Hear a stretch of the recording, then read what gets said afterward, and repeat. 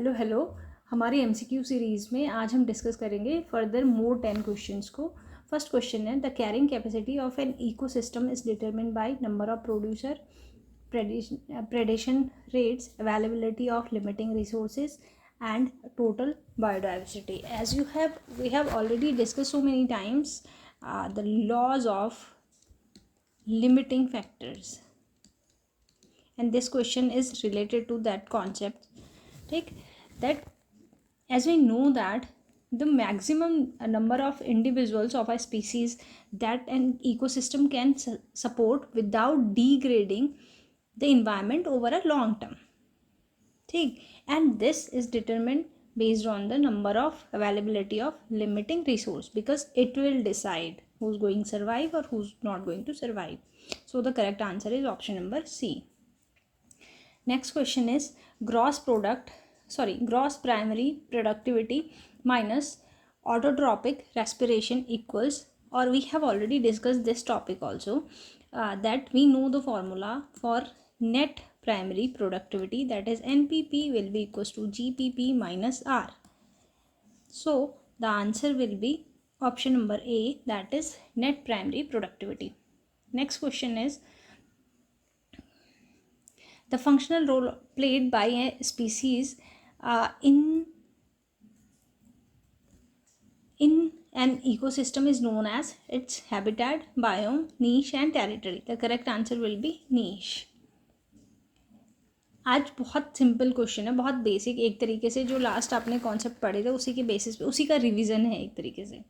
Last question is fourth question is the nutrient cycling, the term immobilization refers to loss of nutrients, conversion of nutrients into gaseous form, temporary incorporation into microbial biomass, and last one is erosion related loss. पहले थोड़ा सा देख लेते हैं immobilisation होता क्या है.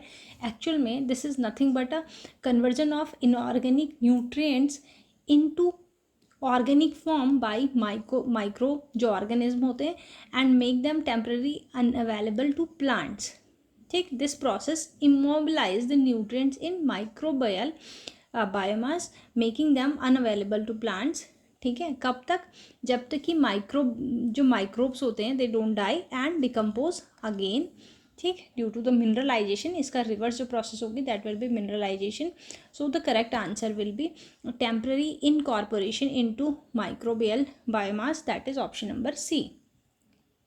Next question is a keystone species exerts minimum influence, disproportionate ecological impact, equal influence as other species, no influence on diversity. अब थोड़ा सा देख लेते हैं ये जो कीस्टोन स्पीसीज होती है ना, whose impact on the ecosystem is much greater than would be expected based on its population size.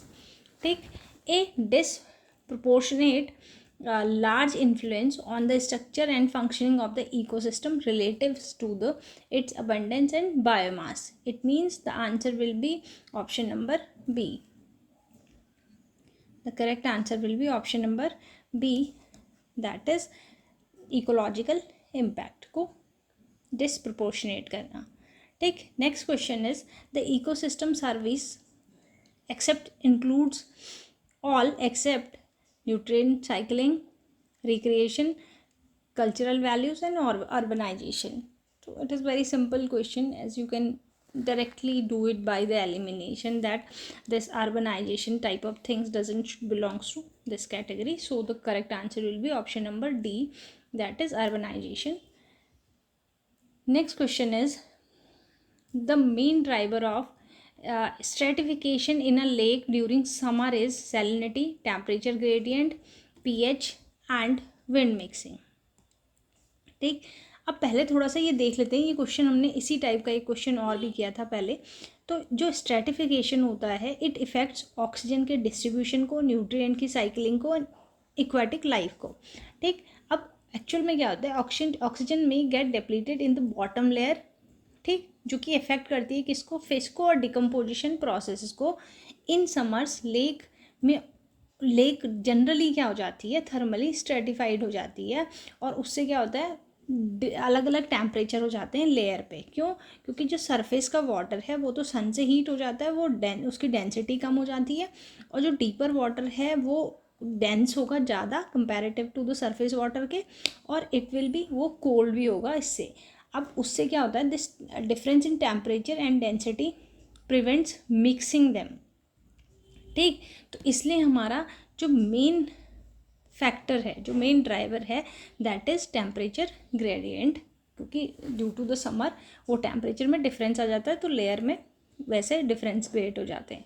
Next question is biomes are primarily classified based on fauna, latitude, climate and vegetation and soil pH. The correct answer is climate and vegetation. ये बहुत ही basic question है।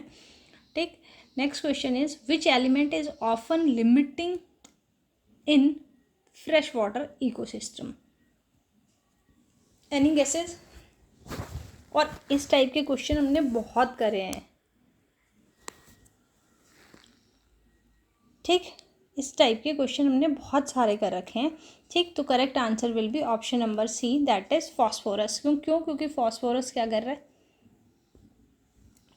क्योंकि phosphorus हमारा एक तरीके से एक लिमिटिंग फैक्टर की तरह काम कर रहा है इसमें।